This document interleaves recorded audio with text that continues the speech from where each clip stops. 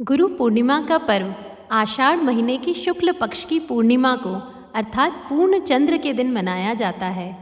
यह पर्व शिक्षण देता है कि जिस प्रकार चंद्रमा सूर्य के प्रकाश से प्रकाशित होता है, उसी प्रकार एक सच्चा शिष्य भी गुरु के प्रकाश से प्रकाशित होता है।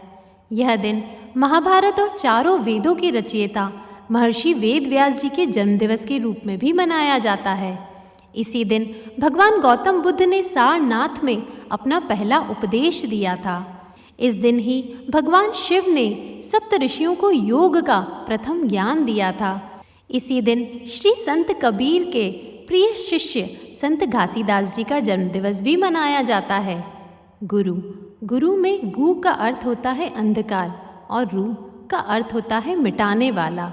इस प्रकार गुरु को अंधकार मिटाने वाला या अंधकार से प्रकाश में ले जाने वाला भी कहा जाता है। मेरे बच्चे, आज इस गुरु पूर्णिमा के पावन अवसर पर मैं तुम्हें अपने गुरु के बारे में बताना चाहती हूँ। तुम जानते हो, जिस प्रकार भगवान के संकल्प से ब्रह्मा जी का जन्म हुआ और उन्होंने पूरी सृष्टि की रचना कर दी, उसी प्रकार हमारे गुरुदेव पंडित श्री राम शर्मा आचार्य जी ने 15 साल की छोटी उम्र में ही अपने गुरु स्वामी सर्वेशानंद जी के सूक्ष्म रूप का दर्शन पाकर उनकी आज्ञाओं को शिरोधार्य किया। गुरु शिष्य में क्या समर्पण होता है, इसे अपने जीवन से समझाया। उन्होंने पूर्ण समर्पण से प्रखर पराक्रम समान गायत्री की कठोर तपस्या द्वारा नवयुग के लिए दिव्य ऊर्जा को संचारित किया। उनका व्यक्तित्व एक संत, आध्यात्मिक वैज्ञानिक, दार्शनिक, लेखक, सुधारक, विवेकशील, दूरदर्शी का सामंजस्यपूर्ण मिश्रण था। उन्होंने अनुशासित जीवन जीते हुए सारे वेद उपनिषद का सरल भाष्य हिंदी में अनुवाद किया। 3200 से अधिक पुस्तक मानवीय समस्या तथा मानव जीवन के आत्मिक स्तर को ऊंचा उठाने हेतु लिखी।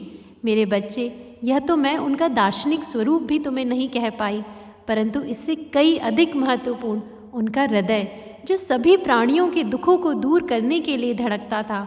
उन्होंने अपने जीवन का एक एक मिनट, अपने भौतिक जीवन की एक एक वस्तु और अपनी प्रतिभा और प्रयासों का एक एक अंश समाज के लाभ के लिए समर्पित किया। उन्होंने जन जन को युग निर्माण का संकल्प दिया। वे अपने शिष्यों को पुत्र और पुत्री के समान स्नेह, सुरक्षा और मार्गदर्शन देते।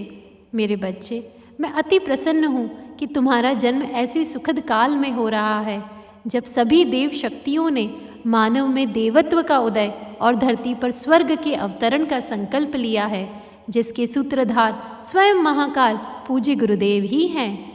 आज हमें यह प्रत्यक्ष एहसास होने लगा है कि कैसे बुराइयों का कितना तेजी से नाश हो रहा है। मानव जो अपने मानवीय गुण, अपनी संस्कृति को भूलता जा रहा था, उसके प्रति उसमें फिर से ललक जाग रही है। मानव अब अच्छाई की तरफ बढ़ने लगा है। मैं चाहती हूँ तुम जीवन में गुरु को सही स्वरूप में समझना। गुरु कोई व्यक्ति नहीं, वह एक विचारों की शक्ति होते हैं। वे हमें सदैव सन्मार्ग पर साहस से चलने की प्रेरणा देते हैं। हम कभी गलत होते हैं तो वे हमारी आत्मा को झकझोर कर गिरने से बचाते हैं।